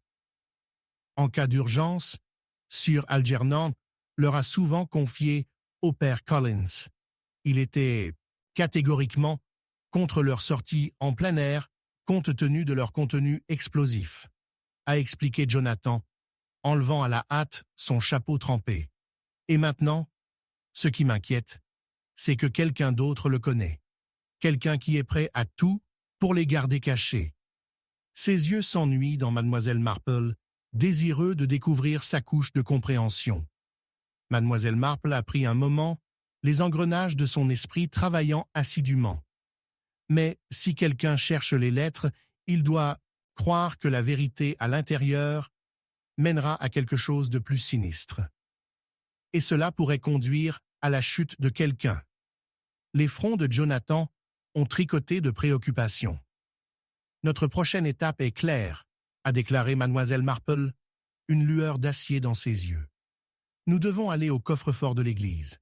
C'est la clé pour débloquer le mystère plus profond derrière la mort de Sir Algernon. Mais nous devons être prudents. La tempête peut être un simple inconvénient. Il peut être de dissimuler une vérité beaucoup plus sombre. » Et tout comme elle se tourna vers la porte, les bruits de pas pressés résonnaient d'en haut, envoyant un froid dans la colonne vertébrale de Lucie. Une silhouette a traversé l'escalier, une figure trébuchant dans les ombres, panique évidente dans leurs mouvements. « Qui est là ?» demanda Jonathan, mesquant à peine sa tension. Le silence suivit, épais et suffocant, comme si la maison elle-même retenait son souffle. « Je pense qu'il est temps que nous avons confronté certains secrets, » dit Miss Marple. Le clap lointain de tonnerre résonnait de façon inquiétante. Les pas se sont accélérés et la figure s'est enfuie, dans les profondeurs du manoir, ne laissant qu'un murmure de questions sans réponse et une menace tacite. « Mademoiselle Marple !» balbutia Lucie, les yeux écarquillés. « Viens, Lucie. Nous ne pouvons pas les laisser s'enfuir avec la vérité. Pouvons-nous maintenant ?» Et avec cela, l'ancien détective s'est résolument tiré. Le mystère ne faisait que devenir plus trouble, et avec lui, la tension du manor de Thornhill a promis de déclencher une confrontation avec des motifs cachés et des secrets à long terme, menaçant de les consommer tous.